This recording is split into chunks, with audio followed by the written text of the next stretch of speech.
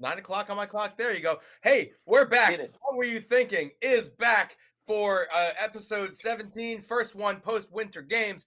Devon Allen, Brandon Miller joining us again. Brandon, SEC champs, indoor championships. Is that where you're coming to us from? Yes, sir. Yes, sir. I'm back at home, Yeah, College at home.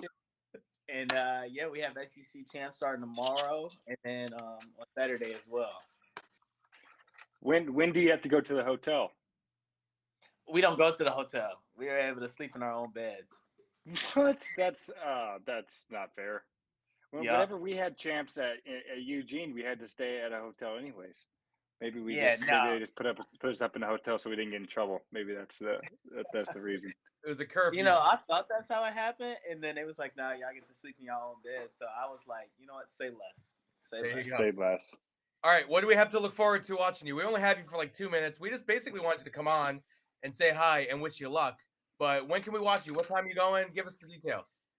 Tomorrow at 7:20, and then Saturday at 5:18, and then around 7 o'clock, around 7:10 on Saturday.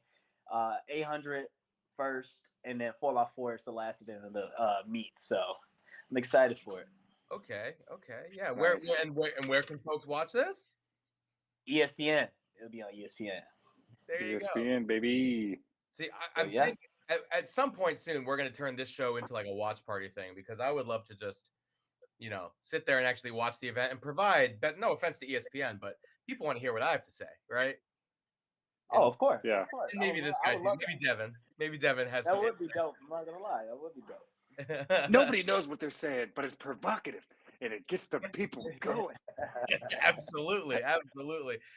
Well, look, man, we can't keep you. I would love to keep you, but like it's way past your bedtime, I'm sure. You gotta get like 12 hours of sleep before running in such an important You already know.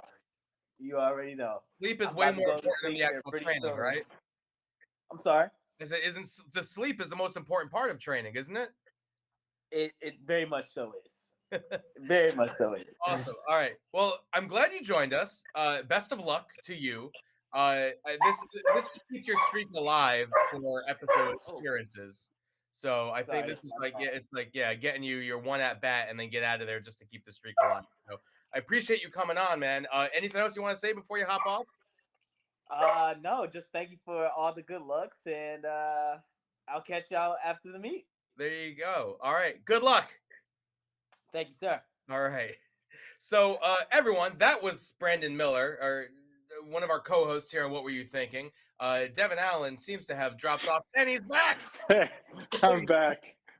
Yeah, it's not an episode of What Were You Thinking if we don't have any technical difficulties. We should just rename the show Technical Difficulties with Olympic Athletes is what Welcome back to TD. This is a great show where we talk about being an athlete and how technology is helpful and sometimes not so much. That's right. All right. So, everyone, What Were You Thinking is a great show. We launched it during the Winter Games. We've got 1.7 million views on the show during the Olympics. So now we're back post-Olympics. Not going to be every single night like we did during the games, but a couple times a week. We're going to keep it going. It's a great at World's Greatest. We have this great relationship with athletes, winter and summer. I love getting you guys together in a room, getting a bobsledder talking to a track athlete. It's great. It's unfiltered. It's raw. It's an awesome conversation. Devon, who was our co-host throughout the run, I'm so glad that you're back. That we didn't scare you off. You must have had a lot of fun to be back.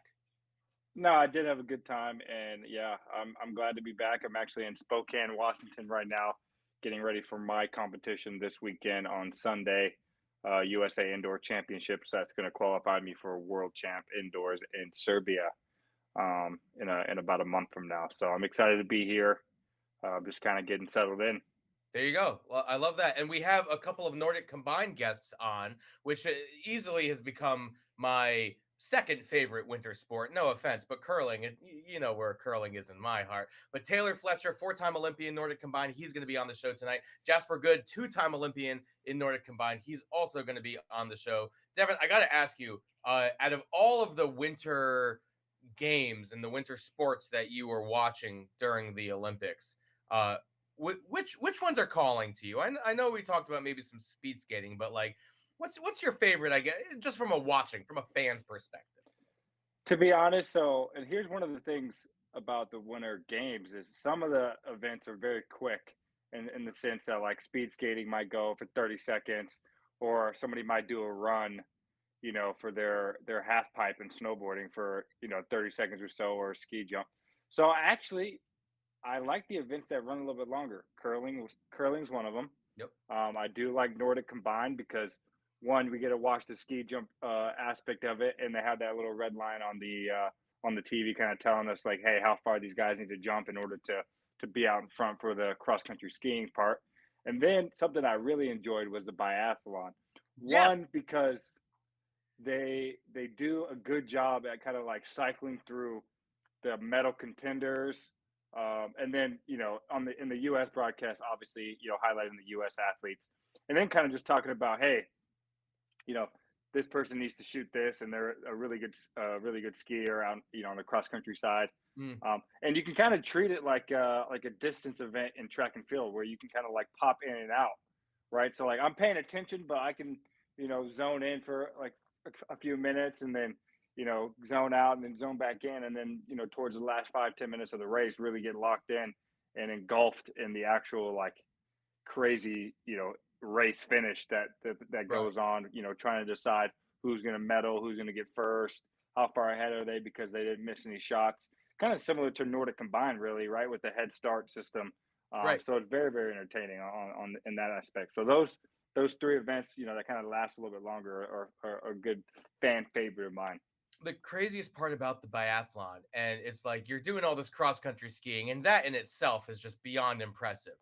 But then you're aiming at a target that's literally this big, Yeah. and it's like 100 yards away. How they can? I mean, I'm panting, but the breath control is such a big part about of sharpshooting, and then they can just do that. It's beyond impressive what they. It's beyond I impressive wonder. what the athlete does, but I especially I that.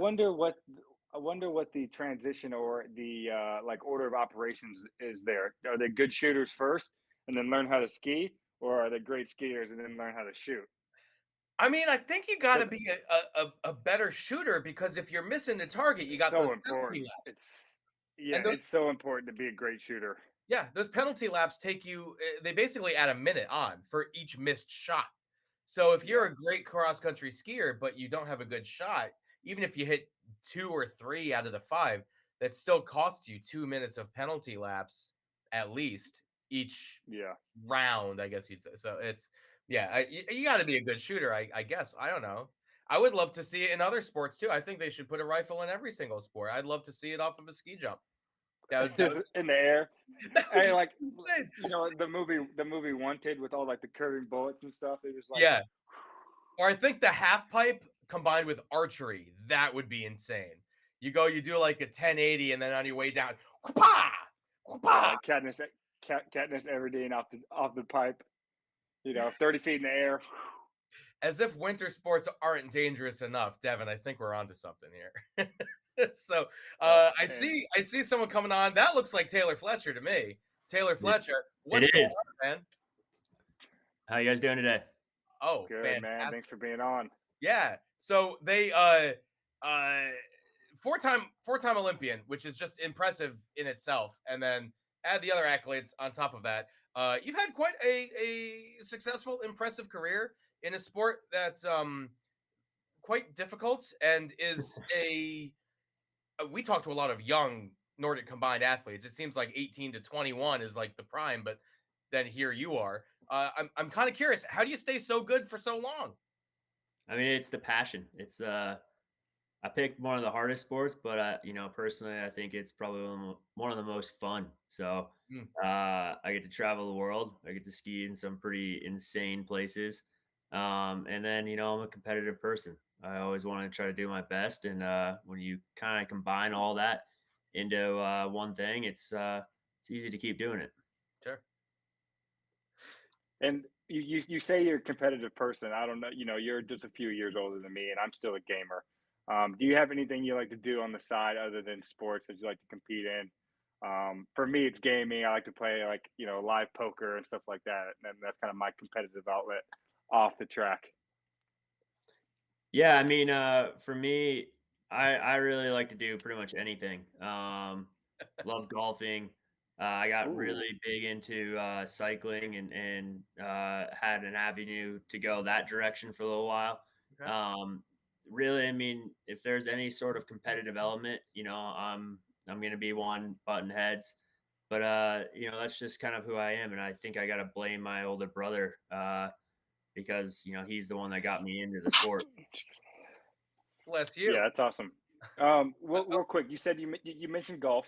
What is your high score? I just picked up golf in the last 6 months, and I broke 100 for the first time, and then I've broken 100 twice, Your low and so score. that's my claim to fame. Well, I My was I my was low gonna score. Yeah, correct him yeah, on yeah. that.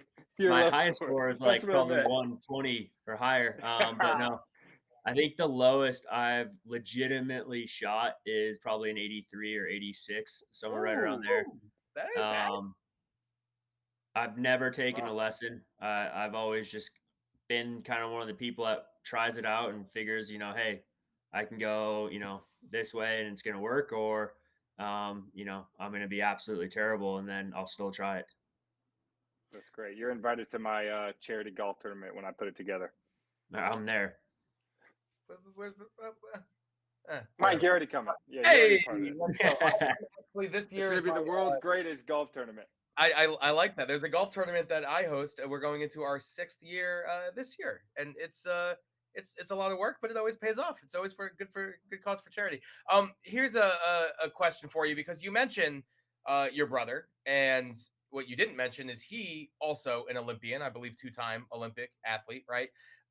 So there's the competitive spirit with just other Olympians who you perhaps compete alongside or train alongside.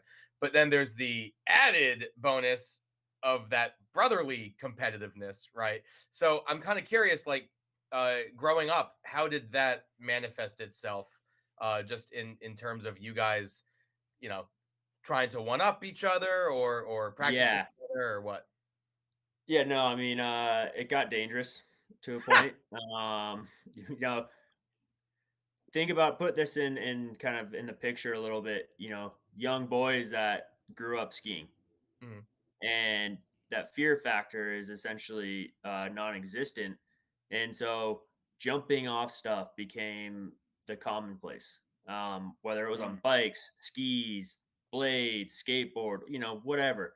That was what we did. Well, Brian was 4 years younger than I was, so Mm. he definitely had a little bit of a head start. And uh, but there's been studies that have done that show that the younger brother eventually, outpaces the older. Um, and back then I didn't realize that. I just wanted to, challenge him, and I wanted to do what he did.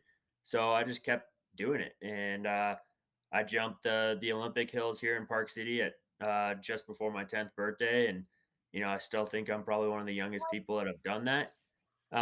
So for me, it was straightforward, and when we both got onto the national team, um, we both wanted to make that Olympic spot, and it came down to Brian or I for the 5th spot in Vancouver, and I ended up sneaking right in front of him. What was that like? What's that conversation like as soon as I mean, it's gotta be gut wrenching, but also like proud as a brother. Like, what was that like? It was awkward. Yeah. Um, we were actually in Hinterzarten, Germany, southwestern Germany. I had just come from a World Cup where I had scored World Cup points, and then got selected to go to the additional World Cup, which was at the time the Olympic team. Mm. And I found out that I was making the team, and he wasn't, but the rest of the guys didn't know. So, of course, I told the team, I was like, hey, I don't want to room with Brian this weekend. Mm. Whatever possible. They didn't listen to me. And, a lot of times in Europe, you're sleeping in a small room next to the other person. And sure enough, I was with him, and he had just gotten the news that he wasn't going and his younger brother was. And I think I ended up sleeping out on the couch that night. I was gonna say with mm, one eye open, probably. 'Cause, Yeah. yeah. Yeah.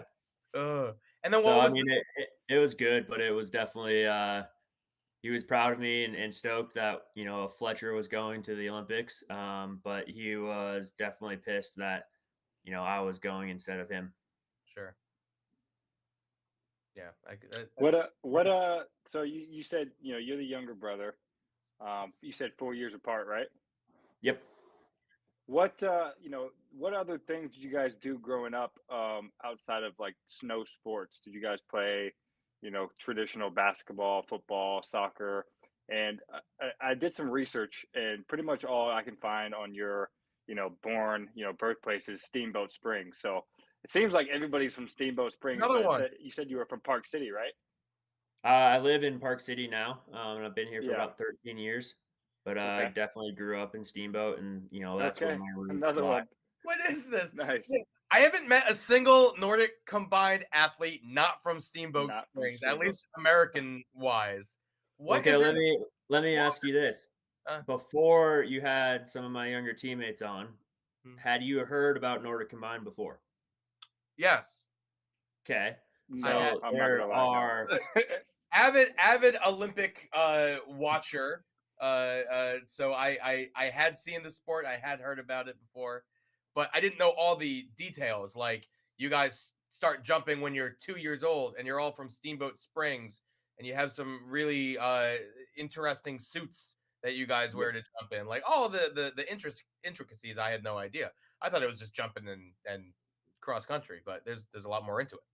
Well, Steamboat, it has, one of the oldest operating ski resorts in the US, let alone the world, Hallison Hill. So, um, Carl Hallison, one of the original ski jumpers, you know, moved from Norway, came to Steamboat and started ski jumping there. And so, there's a rich history of it there. Former teammates, got me into it. My heroes, mentors, it was simple. And back then, Johnny Splain coined this phrase that there are more kids that want to go to the Olympics and win a gold medal than there are hitting a home run or throwing a touchdown in the major championship. So the Olympics are kind of the pride and joy of Steamboat, and that's why it has such rich history, and you see so many athletes coming from there. Huh. So That's so you awesome. didn't start at 2 then, huh? For Oh, you a Four. late bloomer. Late. No, that goes to my late father. He was ski patrol, so he got us on skis. I've got photos of me when I was 2 years old in ski boots, falling asleep, leaning on the skis. Quintessential ski bum, essentially, is what I was when I was 2. I love That's that. awesome. I think I see in the chat room. I think I see J Spice. Is that the nickname that I was told? J Yeah, Spice, Jasper J Good. Spice. Yeah, bring it. It's got to get spicy in here. Bring him on in if you can. Our producer Bob, because I gotta talk to this guy. So Devon coaches at the Naval Academy right now, right? So I'm kind of curious now, and welcome to the show. Can I call you Spice? We're gonna go with Spice. All right, sounds good. All right, good. Yes. So you're a member of the U.S. World Class Athlete Program.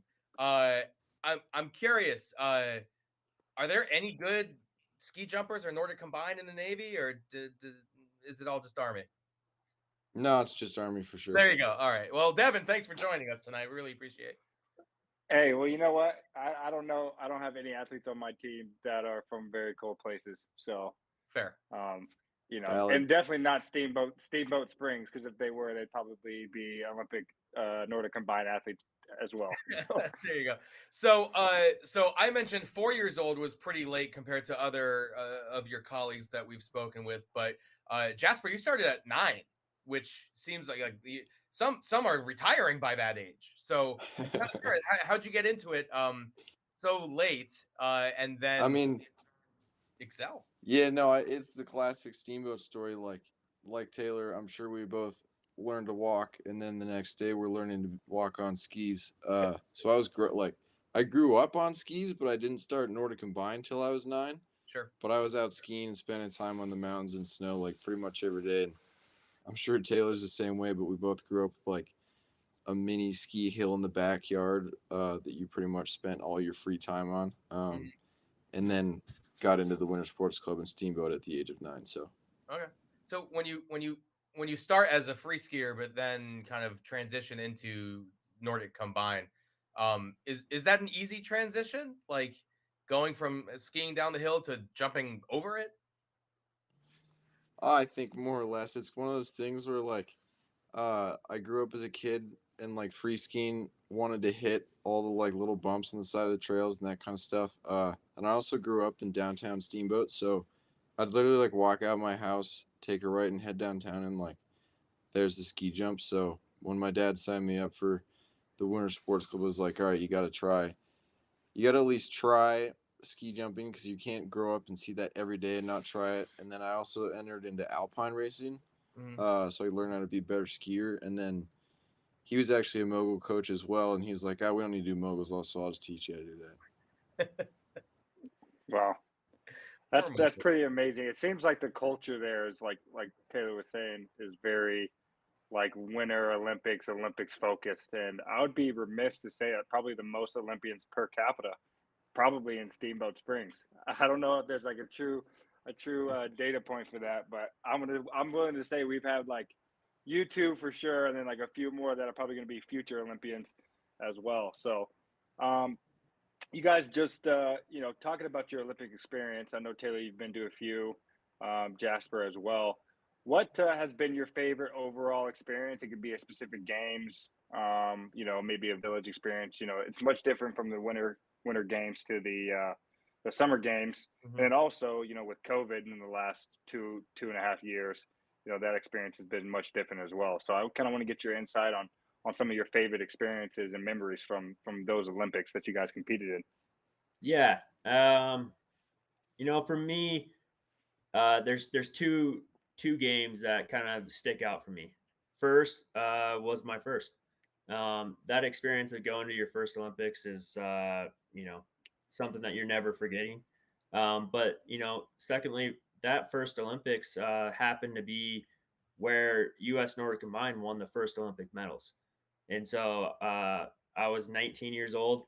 I had a kind of a breakout year just as I got named to the national team, and yeah, here I am with Billy DeMong and Johnny Splain, who were winning Olympic medals, and so it kind of set the precedence of how things should go from here on out.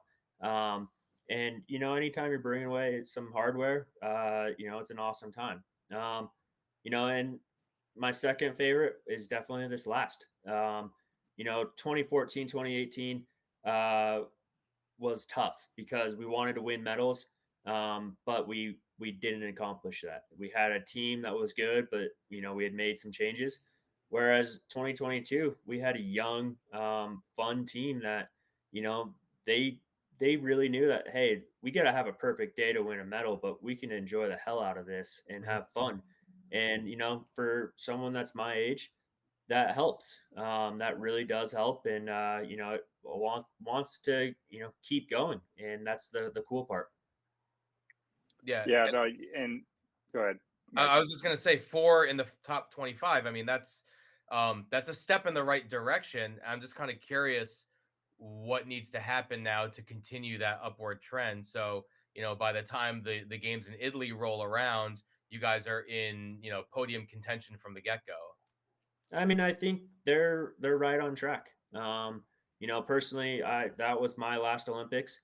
But these young guys have one, two, maybe three more in them. Mhm. As much as I hope they do.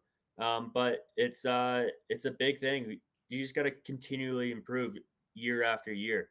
Mhm. And while some days you're not necessarily having the best day possible, taking those small victories is going to push you forward to get those results. And jumping far, skiing fast is important.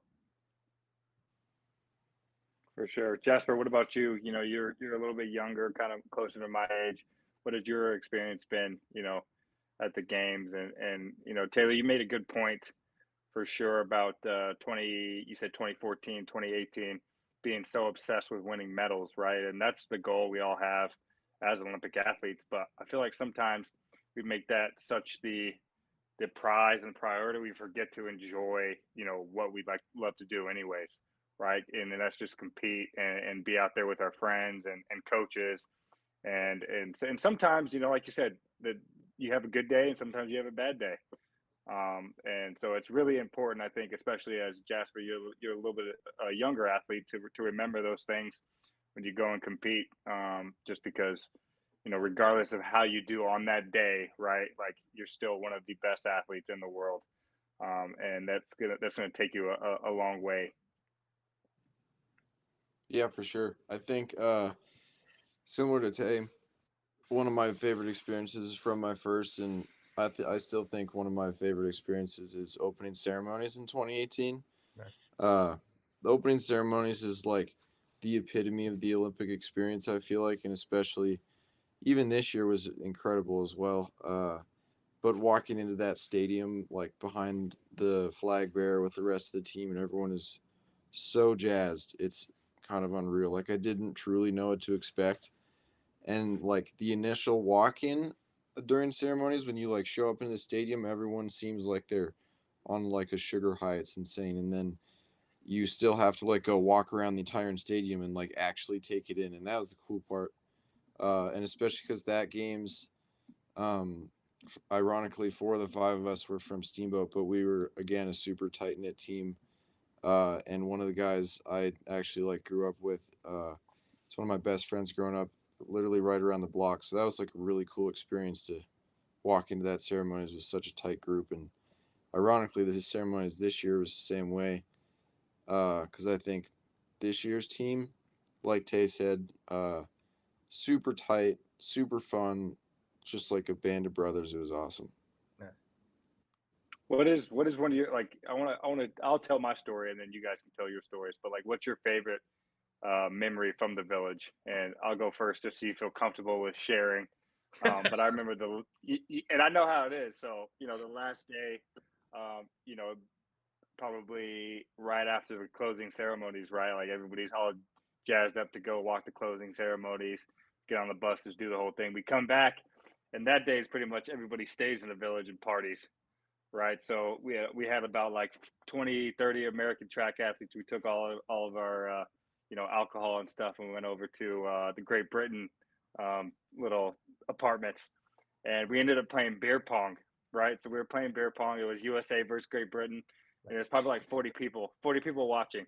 And at one point, everybody was so close to the table that they actually like broke the ping pong table because there was so much weight on it. So to finish the game, there was like 40 people standing around holding the table up level so they could play. And I hit the game winner, to seal the deal for the U.S. So I took that one home for us. And it's funny to say, like, of everything I've done in my athletic career, that's like one of my favorite memories. Just like hitting a game-winning shot in beer pong versus Great Britain. So that's one of mine. And if you guys feel comfortable with sharing, I would love to hear kind of like what you guys enjoyed about the village experience. I mean, definitely that's right up there. The finish of the games, everyone can kind of breathe, have some fun. It necessarily didn't happen this year because we were in pretty tight lockdown. But I remember 2018, we were in Korea. Everyone was having fun, and they all head out to the bars, the pub, whatever it is, and it's I don't know if it's just you have all these Olympians dancing, drinking, partying, whatever, in the same room, but it's an event. It's a lot of fun, and everybody's just having a good time, and I love it. It's fun, and it's something that everyone looks forward to for sure. Love it. What about you, Jasper? Yeah, I'd agree with Tay. This year it was a little different with the whole lockdown, but yeah, after the events, especially in Korea, it was a super fun experience to see, because like we don't get to interact with that many other teams that often, like other sports. So Mhm. it's kind of fun to like everyone's at a point in their year where they just like need at least one night to just kind of like let loose and like just take a deep breath and let her rip. And ironically, I still think like some of the funniest memories are everyone's stories of how they get home, whether it's like someone was smart enough to just get a taxi, or like I remember one of the nights I was with a group of guys that we decided that we were going to walk home, and we thought we could just see the place we were staying and just kind of headed that way. And then like the next day or a day later, we went on a run and realized that we took like probably the longest route home we could have. But you know, it's all about the like experience, and I think like the bonding with the rest of the team is just, it's classic. Yeah, it's okay. It's dark. It doesn't look the same when it's dark. Or light, and maybe in your case, it might have been light. Yeah. So there's a question here in our chat room, and everyone who's watching, no matter what platform you're on, Twitter, Facebook, YouTube, if you join us on FanFest at watch.fanfest.io/world's greatest, except remove the vowels, so WRLDSGRTST. In the chat room here, you mentioned Billy DeMong before. Well, Billy is in the chat room right now. For those who don't know, the first American to ever win gold at Nordic Combined, I believe in Vancouver. And Billy has a question for you, Taylor. He says, ask Taylor about Captain America. So I mean, you said his name, and I knew that was coming up. So I didn't even look in the chat. Yeah, I mean, Bill, we could have this bet again if you raced on Saturday with me. You know, I think that's fair. But no, we had a season-long bet. I'm here, dude. We brought him in. That's Bill 2010. So I got the new Bose ones. I like my last pair. These guys know this. Like, I'm not sponsored by anybody anymore, but when I like something, I can sell it to everybody. These are those new like face hugging Bluetooth iPhone. He doesn't take them off. Jim. No, Bill becomes the ultimate salesman for whatever the new product is he's hyped on. There you go. So for those, I know some of our streams don't show when we have 5 people in here, but you could see the good part of Billy DeMong from here to here if you're watching on YouTube or Twitter. But Billy just joined the show, so thanks for coming on, Billy. It's funny, on my screen I actually look like I can, you know, I'm in my screen, so maybe Bob fixed it. I don't know. Well, see, but that's why you need to join the show on FanFest. Because on FanFest, it all looks great. But if you're watching on Twitter, maybe not so much. But either way, thanks so much for joining. Billy, tell us something embarrassing about each of these guys. No, wait. Right. You didn't finish the Captain America story. No. We're going to start there. Oh, okay. Yeah. Go, let's get it. All right. I'm going to start with Jasper because I really just want to send Taylor all the way. Bring it. I mean, look, Jasper, in my opinion, and this is going to embarrass him because I don't know how much he realizes this sometimes, but you will never find a more thorough question asker. Oh. It's like literally having like one of those curious 8-year-olds that lives next door watching you work on your car. Except for it's very like they're good questions. It's just that like he will dissect everything and anything that he's like trying to get to the bottom of. Okay, like the neighbor kid at the beginning of Home Alone kind of thing? Yeah. Okay. Yeah, it's like, why do you do that? What's it for? But, you know, in all the best to the point, sometimes I will, like, Jasper, you're known behind your back for doing that. Yeah, fair enough. But I won't ask questions because Jasper will, and then I don't have to, worry about it. I would actually say Jasper asks questions like he's trying to write a novella, though. It's like journalism almost. He's like... Well, he's just trying to be a great coach like you in the future. Oh, sorry, what's that, Devon?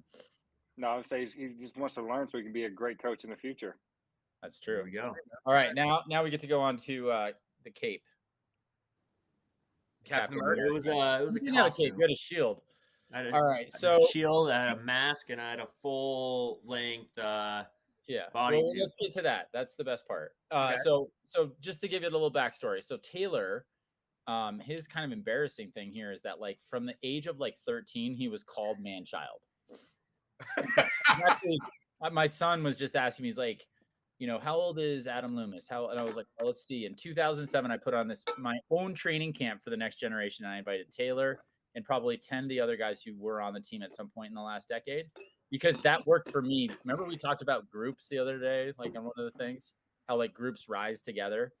Like randoms. I think it was the first episode. Random little town somewhere. All of a sudden, all the best wrestlers are from that town. Not from that county, not from that state. It's there's something. And sometimes I think it's coach owned, sometimes it's team owned. But so, anyways, Taylor and this whole crew were the byproduct of my brain remembering doing that when I was 16, getting stuck into like, hell camp for 16 or 6 weeks or whatever. So, anyways, Taylor's man child. I'm like, all right, he legitimately was like super talented at cross country. He is like, I don't believe in talent a whole lot. Like, I'm like, it's very trainable. Taylor's born differently. So in addition to facial hair, he just like had this like innate drive at like 13 that was like, I'm going to fucking hurt myself. I've got a mustache already. And God damn it, I'm going to beat Bill because fuck him. He's a 3-time Olympian at that point, and I got this. And so I kind of like totally encouraged him for years. I was like, dude, like you're almost there. I'd like give him a piece of me every practice. And then finally he started to like beat me. And I was like, oh shit, like I gave him a little too many pieces, back it up. So we went into the first season when he was like right there. And I was like, dude, I know you're glorious in the summer, but it's the wrong time of year. And I'm going to kick your ass this winter. So we're like sitting at the table before the first World Cup. I don't even remember. Maybe we were in Park City. And we had this friend, Fast Big Dog. I'm just going to bring him up here, who loves betting. And I don't remember if he inspired the bet or, like whatever, but like, we were like, what's a world-class bet? We're like, all right, all season, every race time, net time difference added up, fastest guy. Oh, so like, we're talking, I don't know, 12 hours of racing or something all in. Yeah. You're adding 12 to 25-minute segments all year, the net. So every single race that we were together. Oh yeah. So then we're like, all right, what's worthy of like losing that bet or winning it, I guess. So we decided winner gets to choose a loser costume for them to buy to put on the plane, put on as they exit the airport, in Europe. And they have to wear it till they get back to the airport 2 weeks later. So the only time you're allowed outside your hotel room with the door closed, not in costume, is if you're in a jumpsuit or in a time trial. That's it. Like even normal training sessions, you're in. Fucking face mask. So anyway, like, I forgot the best part. But like literally, so the bet now. But like, one race to go, 16 seconds. Difference. Wow. 16 seconds over like a year of racing. I was giddy. I took off from the start, and I think I had amassed over a minute plus lead. And sure enough, like Bill came back and started clawing back time, and I'm up like starting to freak out, like trying to race as fast as I possibly can. And it came down to one race. And I got you by a minute, and I left you a note on your chair because I finished so far ahead of you. I think I broke that chair. All right. I think, I don't know. Do you have a video? That's America's ass. Do you have a video you can show us, Bob? I sent you a link. Oh, is there a video of this? Come on, Bob. Come on, Bob. Come on, producer Bob. Come on, Bob. Can I do it? I mean, I don't know how this thing doesn't have millions of views on YouTube because it's worthy. But yeah, it's well, I might get back at all. If at any point it surfaces, we just got to stop everything to watch it. Yeah, fair enough. Hey, not to change the subject, but I'll probably bail fairly soon. Thanks for being generous and letting me join. But before Bob kicks me out, Devon. Yes. 2 things. How to go? Oh, I haven't competed yet. I'm competing on Sunday. Okay, so that's the live stream schedule I just found because I was like Googling around. I couldn't find it. Awesome. All right. So, boys, you know what he's up to this weekend? Yeah, he's running in track meet. Yeah, but he's trying to qualify for the world indoor team. It's basically trials, although I think it's nationals, right? Yeah. Technically it's nationals. Yeah. Rowdy. So all right. So then, Jasper, if you're such a good question asker, I'm sure you've got a bunch of questions for Devon Allen. Not to put you on the spot or anything. Oh man, I don't even know what event he does though. All right. I'm That's a hurdler. right there. Yeah, there you Oh, go. you're Hey, what hurdler, event do you do? Yeah, I'm a 110 hurdler. Yep, So, I got 4th place in the last Olympics and 5th place in the 2016 Olympics. He's a badass. So I'm getting there. I'm almost, hey, next Olympics I'm gonna at least 3rd, probably 1st. And if I do five Olympics totals, I got a couple medals for sure. Yeah. Yeah, there you Don't- go. don't- Just don't- rack don't- them up. Don't sell your. And I your played college your- football as I well. was gonna say, don't sell your Yeah, I football. played at the University of Oregon for 3 years, wide receiver. Yeah, I was a And- leading Oh, receiver no. when Marcus Mariota won a God. Heisman. Here we go. Yeah. And here we go. So this is a 5-minute video. October. So this was 10 years ago. Oh my. Oh my god. Wait, is this popping up? I can't see it. Is there audio? Oh, it's playing. So you can unmute it on your side, but it's Oh, not okay. unmuted for everyone. But I love what I'm seeing thus far.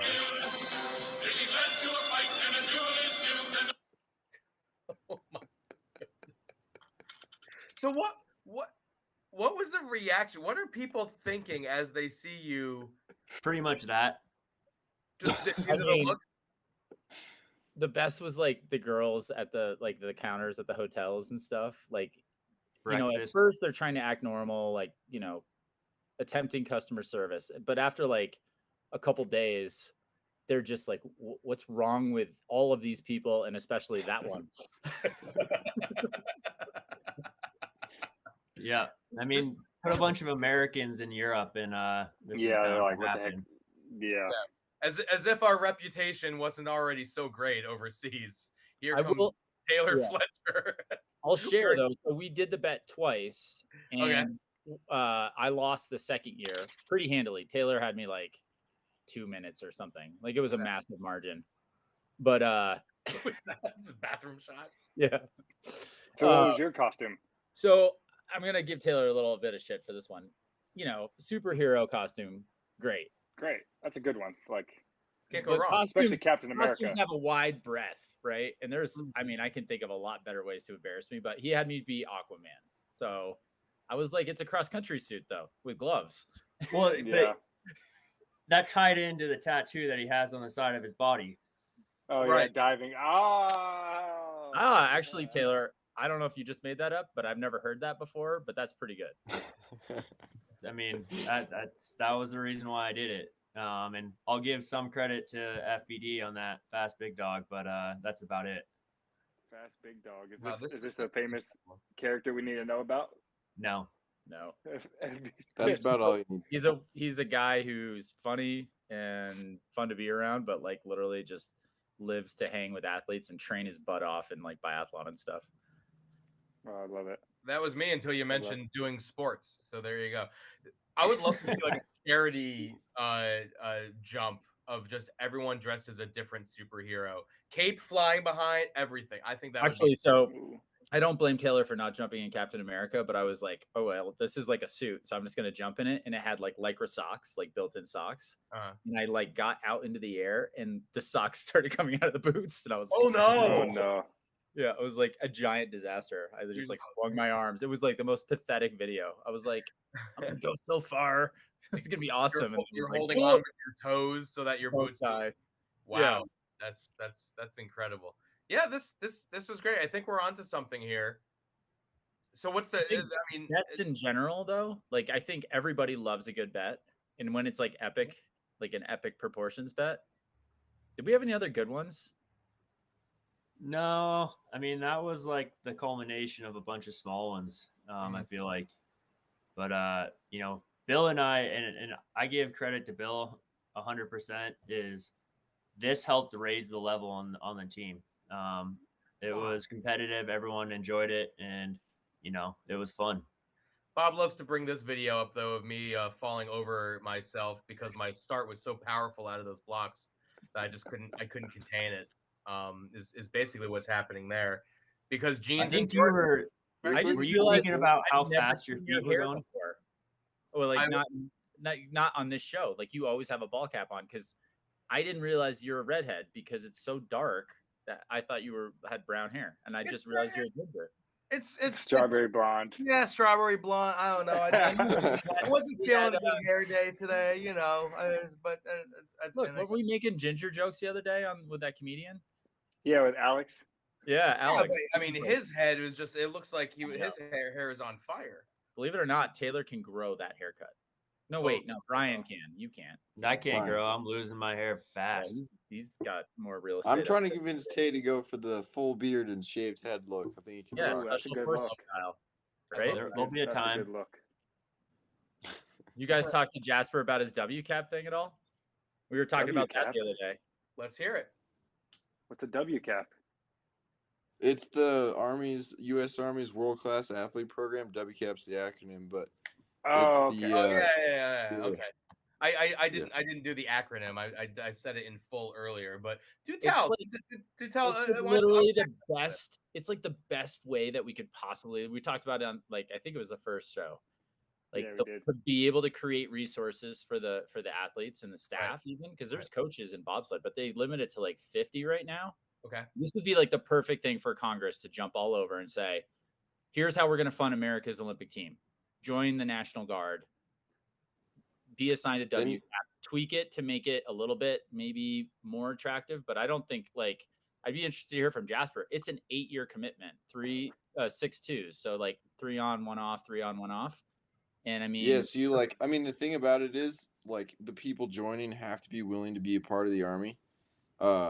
So like that, it probably is not for everyone, I don't think, but you like that is the start of it. Like you enlist in the Army and you go to basic training, and that 6-year contract is with the Army, and then you get to choose and apply to the World Class Athlete Program, and that's like a 4-year cycle. So you're in the big Army for your whole commitment, and then you like apply and join the World Class Athlete Program for like segments, which is super rad. And like Bill said, they've got coaches and everything too. And both my teammate Ben Loomis and I are the only skiers. The rest of them are bobsled, and then we got a ton of summer athletes like track and field guys and combat sports, that kind of stuff. But the infrastructure's sick. That's awesome. Yeah, that sounds good. If you could do any other sport, what would you do? What would you guys do? Like an Olympic sport. Cycling.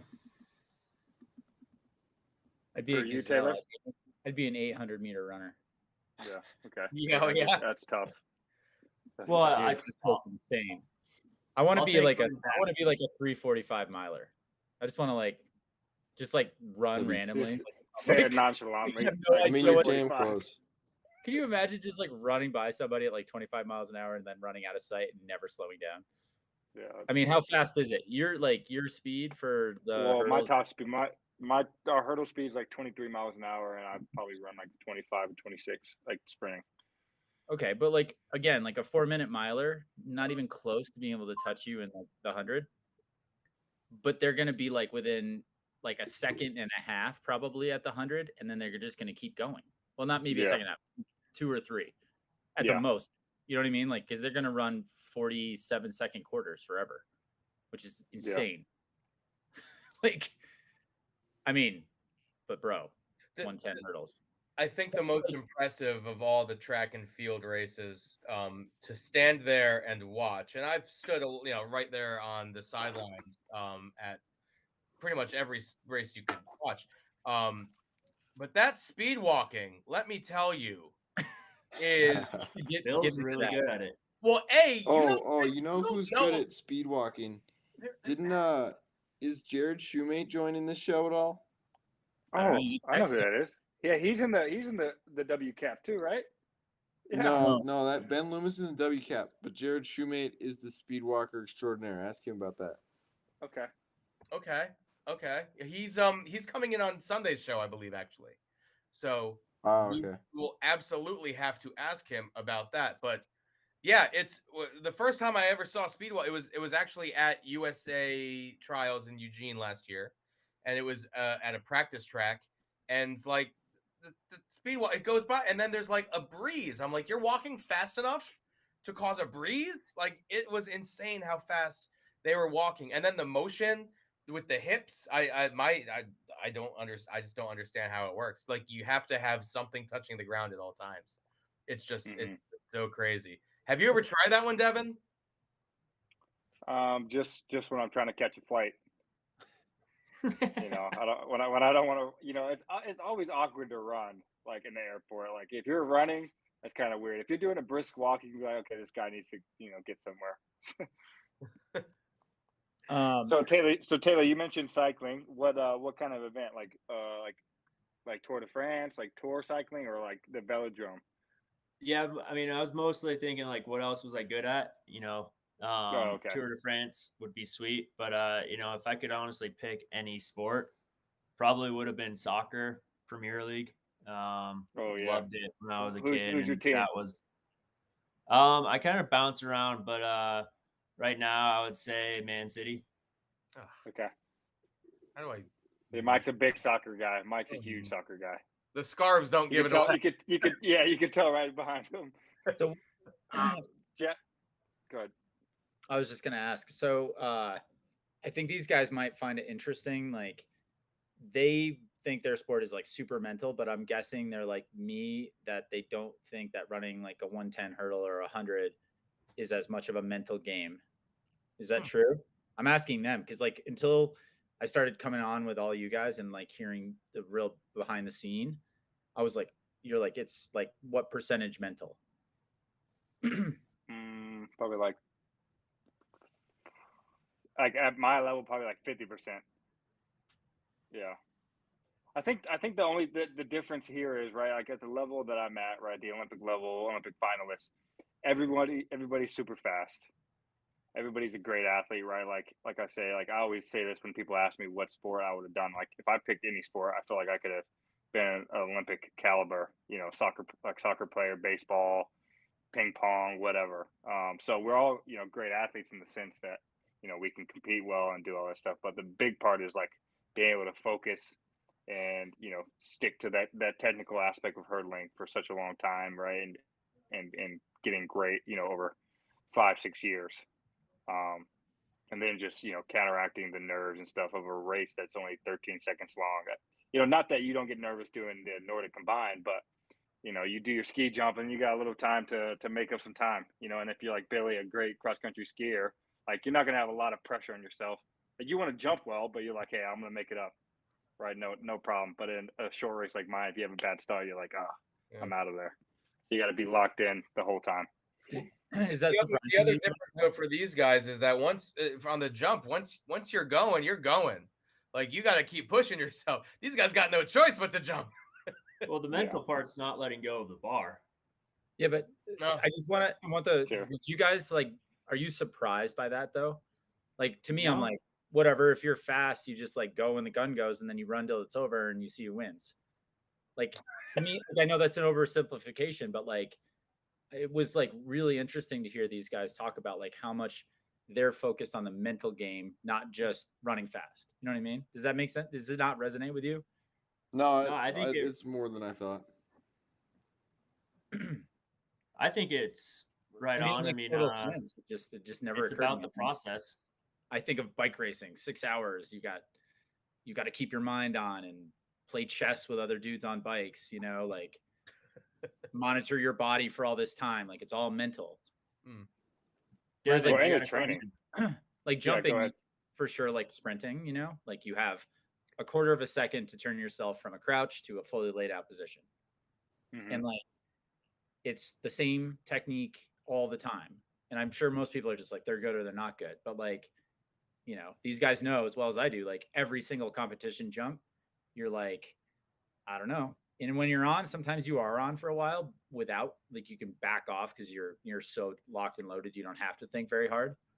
Mhm. But there's like times where it's just like, yeah, I'm sure there's probably times where you just hit hurdles and you're like, what the hell is going on? Maybe not. I don't know. Just having a bad Does day. the mental game come in more with like the hurdles or the start? So like Billy, what I'll say is like Billy says, especially when I'm kind of locked in, clicked. I don't think about much once the gun goes off. It just happens. It's like motor movement. Probably like the same for you guys.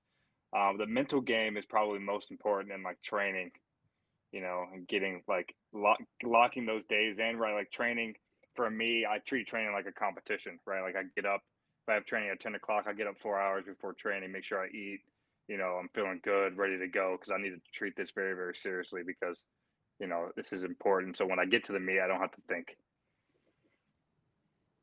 I mean, that was basically what I was going to ask you was, is the mental game more about your mechanics of running versus you going out and trying to run as fast as you possibly can? I think it's both. One, you got to be willing to just go for it and be aggressive, right? Like with the obstacle, like a hurdle, you can hit it and fall over and stuff like that. So you got to get past that mental block of like being scared of the barrier, just like you guys probably had to get over the mental block initially when you first started ski jumping, right? And then the speed, the technical part of the actual hurdling, right, is so important, just because it's a finite distance between each barrier, right? So you can only make up so much time on the ground, in between. You can only be so fast, right? Like, I'm one of the faster hurdlers in the world, probably one of the faster sprinters in the world as well. And so now, like, I'm less than 2/10 of a second away from the world record, and where I'm going to make that time up is the technical side, right? It's not me being a better athlete anymore.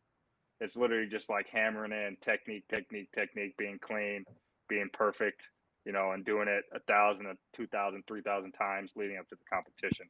And that's kind of where that 2/10 of a second is going to come. So there you go. Was that a Topo Chico bottle cap in your hand? it is. Hey, shout out Topo Chico. Yeah, there you go. No, Dude, that was like giving me chills for you. Yeah, I'm so psyched that I'm gonna be following you. Like, I'm gonna be your biggest fan. You know what? I told you I'm coming out to Steamboat, and I need to do something. I don't know if I'll ski jump just because that's a little dangerous. What are you coming to Steamboat for? I'm willing to cross country ski, because I've never actually been skiing or snowboarding or anything extreme, because my dad never let me when I was a kid. He was afraid I was gonna get hurt. Oh. So I'd love to like just go play football and just go after it. You don't want to We'll get set hurt. you up. Moment, yeah. Yeah. Well, look, we're getting to the end of our hour. Devon, it's got to be dinner time out there coming up soon, because you've got a big weekend ahead of you. So I don't want this show to go on forever, although I think it could. This has been a great conversation. We totally have to do this again for sure. But Devon, do you have any last questions for Taylor or Jasper before we end the show? I do, because I think we asked most of the younger athletes what their plans are via, like, if you guys went to college, let me know, like, where'd you go to school and what you study, and if you have plans on like doing something outside of athletics. I think it's always interesting to hear about people's like passions other than the sport. Yeah. So I go to the University of Utah. Nice. I'm working on my degree in business administration and sales. And I currently have a full-time job working for Athletic Republic. We're a franchise-based sports performance like training center. So helping, our franchisees make more money, essentially. Nice. That's awesome. Yeah, I got a BA degree.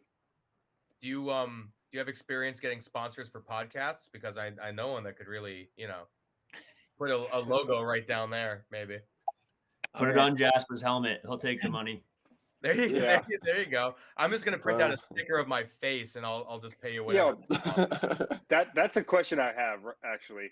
How much to get on your guys' like personal kits? Like say I just wanted, like, say I have 10 grand, I just wanted a picture of me. Wouldn't qualify for Billy. Is not for Billy. Billy, but like, Billy only took 50 grand or less. Yeah. Okay. That's a good point. You don't have to tell me your exact price, because I don't want to know like the exact numbers. But I'm interested about sponsorships, because it's different for all the sports. You guys want me to just give them a ballpark for what is normal for you guys?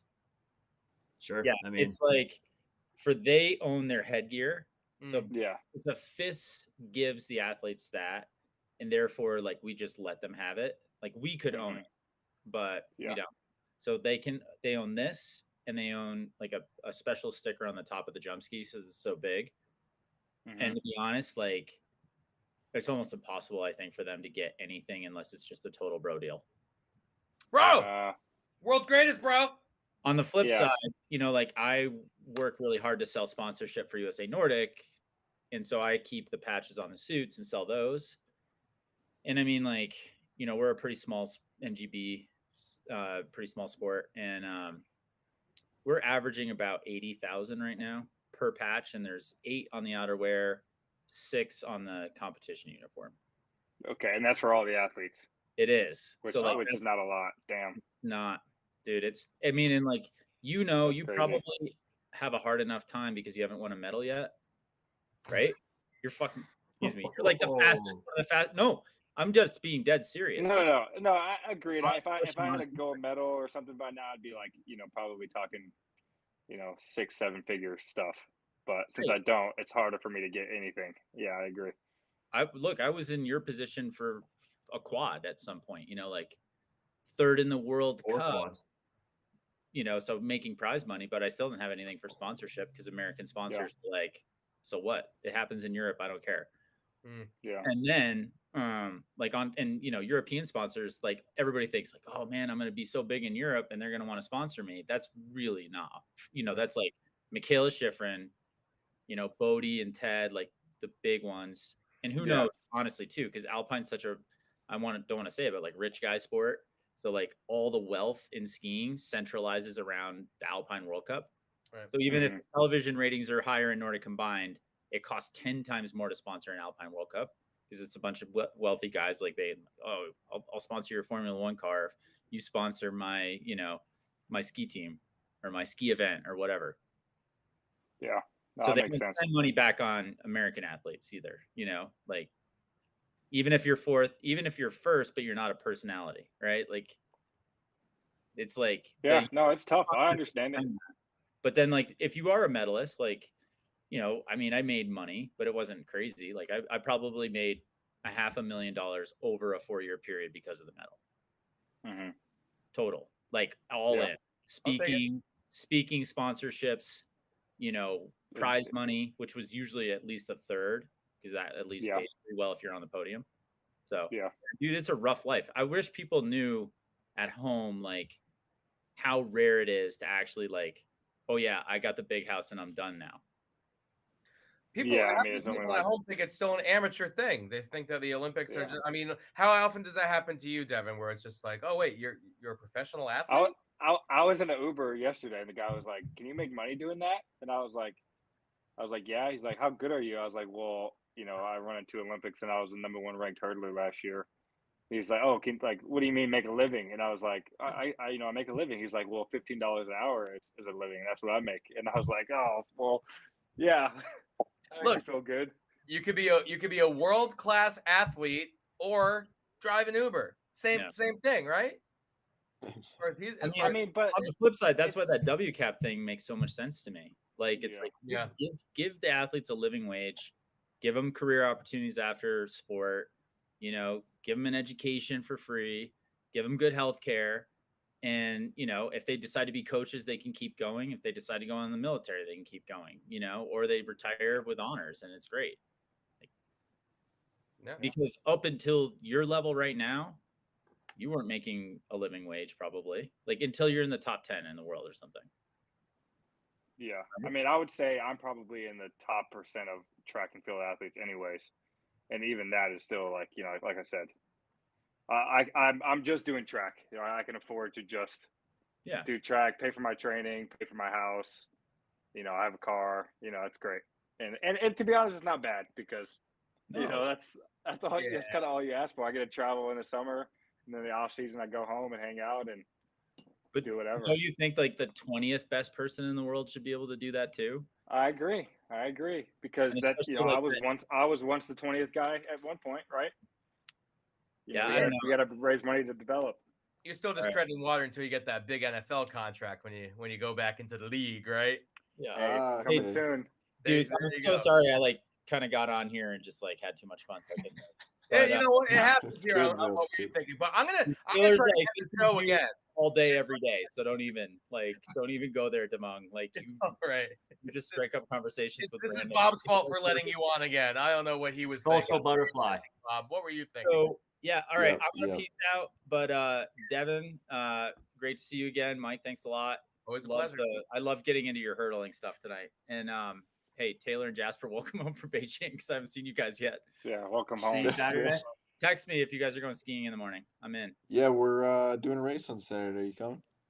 I'm coming to watch my son and you guys and Nick because I really want to see how much Nick can positive split his second lap.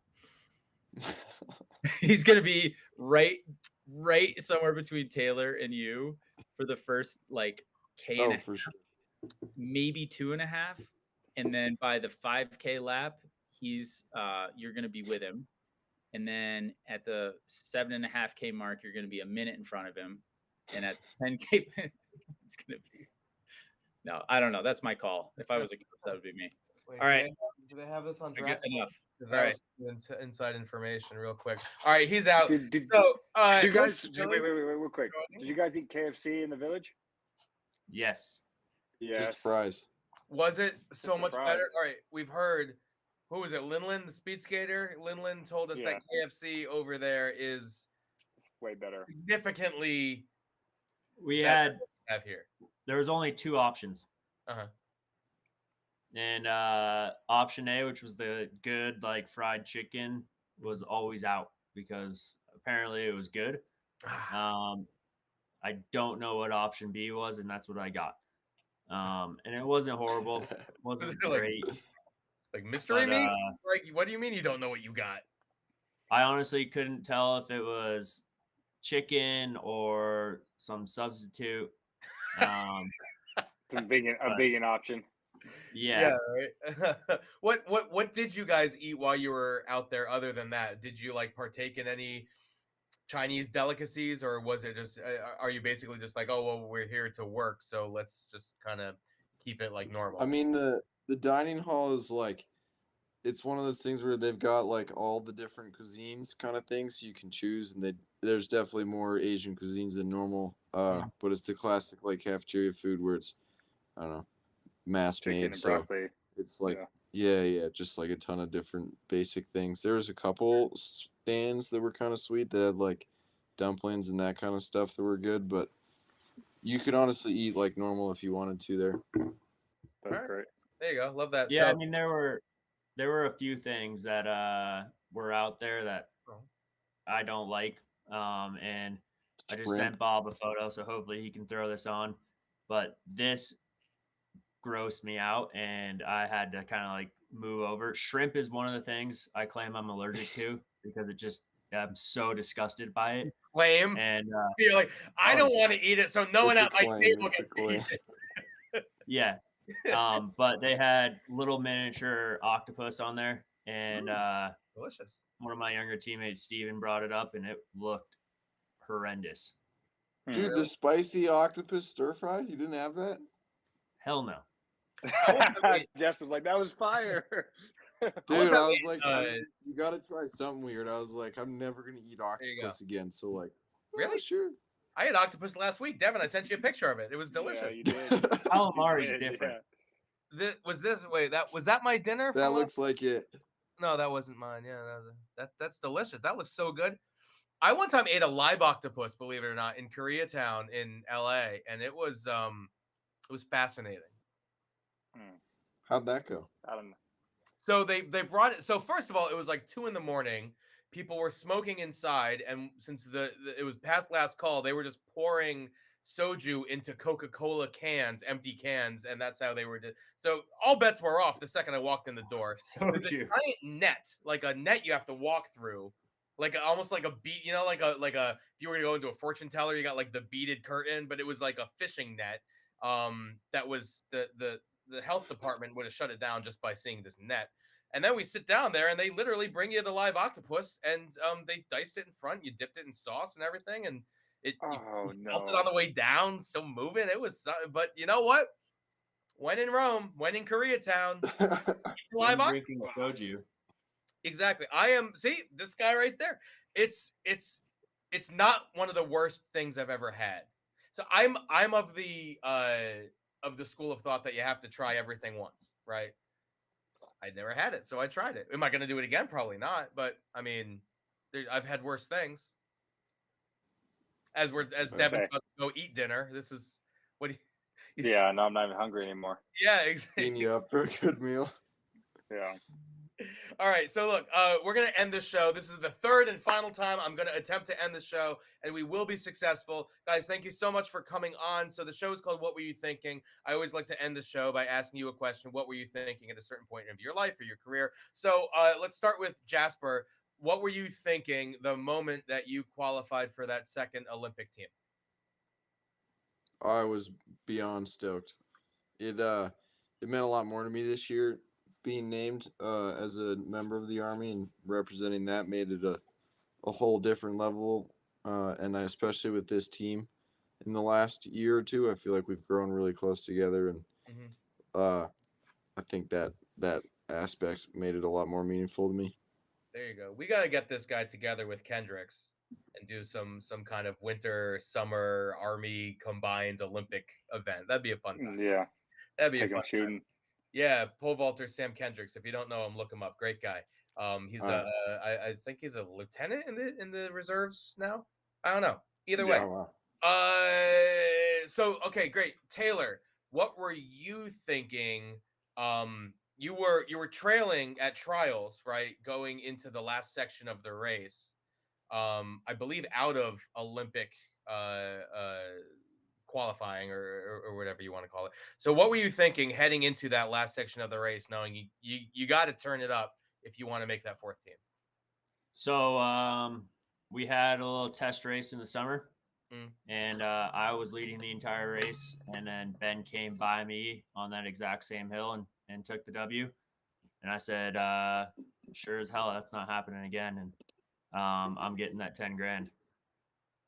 Oh, you get 10 grand. Hey, that prize money. Sheesh. Yeah, Hey, there's a lot more. What you spend the 10 grand on? So yeah, I mean that was it. It was I'm crossing that line first, and I'm gonna drop them on this hill. Ooh, how aggressive! I like that. I'm gonna drop you on this hill. I love that. That's great. You guys were awesome. I really enjoyed our conversation, and we'll totally have to do this again. I love getting inside the heads of all you USA Nordic athletes because great personalities, and still every time we chat, Devon, I think we're learning something new about the sport. Something new, yeah. Yeah. For sure. Yeah. We barely even talked about cross country skiing. I imagine in Steamboat Springs, people don't drive; they just cross country ski all over the place. Is that true or not so much? I mean, no, it's not Does true, that but happen? they might If it's a bike blizzard? everywhere. If it's a blizzard, I was gonna say there's a lot of bikers with studded tires. Oh, that could, yeah, Okay. okay, fair enough. There you go. Awesome. Awesome. All right, I love that. I don't know. We have a TikTok that's coming up here. I don't know what we're looking at. This looks to be, is that the dining hall in Beijing, or what was that? Or it looked Is like that in Tokyo? I couldn't see. It looked like you were going to couldn't see it. visit somebody at it was like a conjugal visit is what it looked like with different booths there. I really Oh, felt no. like it. so Yeah. guys, look, I'm this was fun. We're gonna be back on Sunday. It's who did I say we're having on again? I forget. Jared, that's right. It's after I try to end the show 3 different times, I kind of lose it. But thank you guys so much for coming on. This was awesome. We have to do it again, and let people know where they can find you. Can we follow you on social media? Where can we see more of Tay Tay and Jay Spice? Oh, that would make a good reality show, by the way. I digress. Where can we find you? Social media, Facebook, we're all over the place. T Fletcher Nordic on most platforms. So give me a follow and follow along. Awesome. That's I'm great. Jasper Goody on Instagram. I think Jasper Good NC on Twitter, but yeah, same as Tay. We're pretty easy to find on social media. Awesome. Cool, guys. Good. All right. Well, thanks so much for joining. I hope that we can talk to you again, and good luck in your next competition and moving forward in the season. Yeah, same to Devon. Thanks, Crush Chris. it this weekend. Yeah. Thanks, Yeah, boys. get her Good luck done. this weekend. All right. Well, that was fun. 2 good guys. I like them. great. Yeah, especially it is good to get kind of like the mindset of we talked to Aaron Jackson a few days ago, and then Mhm. those guys coming back from Beijing as well, and it's kind of cool just to pick the brains of some more Olympians in Yeah. general. So love it. That's why I love what we're doing here, Devin. This is a good show. We got to keep on doing it. I know we need to start. We need to. I'm gonna reach out to some of my NFL guys, and we're gonna expand into some other pro sports. I like what I'm hearing. Yeah. You reach out to your NFL guy. I got a couple of contacts outside of the track and field, the Olympic realm. Maybe we'll do that, or I could just keep bringing on these comedians. Maybe that's All right. You know what? I'm a big Alex fan, so I'm okay with that. yeah. We got to I'm fix his okay with that. microphone though. When he gets going, it got a little scratchy. I'm just like almost like his eczema, you know. You gotta they need to send you in there to get the levels right. I love it. I love it. And Natoya Ghoul, before I forget, is co-hosting on Sunday. Natoya's fantastic. I love her. She is a great personality. I'm really excited to have her as her first co-hosting gig here on What Were You Thinking? Devin, before you get out of here, tell folks where they can find you and where they can watch you this weekend one last time. You can find me Devon Allen 13 on Instagram, Twitter. And I'm running in the USA Indoor Championships on CNBC and I believe Peacock on NBC on Sunday between 2 and 4 Pacific. There you So go. yeah. Is that on DraftKings? I don't know. We'll figure it out after you're off. I don't want to get you in trouble.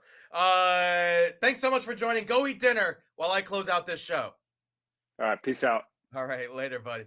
And everyone else who is still watching, thank you so much for joining us. We will be back on Sunday. We're gonna try to get these episodes out 2 per week, if not more. I don't know. We'll see what happens there. And World's Greatest, you can follow on Instagram at World's Greatest Team, at Twitter at World's Greatest, but remove all the vowels. So at WRLDSGRTST, or on youtube.com/World's Greatest. We have a ton of premium content there. You can also watch every episode of this show from the Winter Games, or moving forward. You can come back. If you missed the show, come and watch it. We had Billy DeMong, who was on this show. We had him a couple of times on there.